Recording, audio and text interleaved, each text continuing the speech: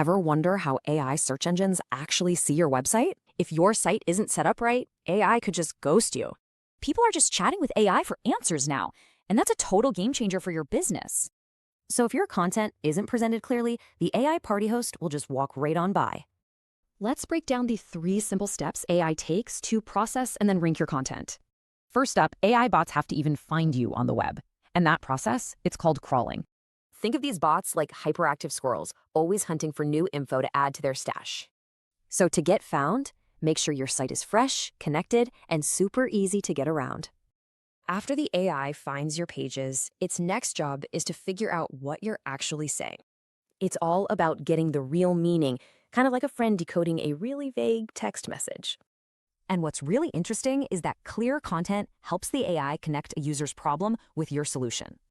So structure your stuff clearly. It helps the AI get the point and value like almost instantly.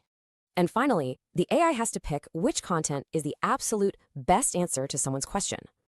And the way it does that is by looking for proof of your value using something called EEAT. This really shows how AI isn't just finding information. It's more like a talent scout for answers. You gotta boost your authority signals. This proves to the AI that you're a trustworthy expert. Because AI is judging quality like this, the old SEO playbook, it's just obsolete. Switching from old school SEO to an AI-friendly way isn't just smart, it's totally essential now. The focus moves from just jamming in keywords to actually solving real problems with natural language. And you also have to keep things fresh and structured so the AI can easily understand everything. Your focus has to shift from keywords to user intent and clear structure. Make your content so helpful and well-organized that it serves both human readers and those AI engines.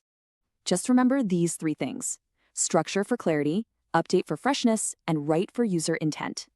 You're now way ahead of the curve. So what's the first page you're going to make AI friendly?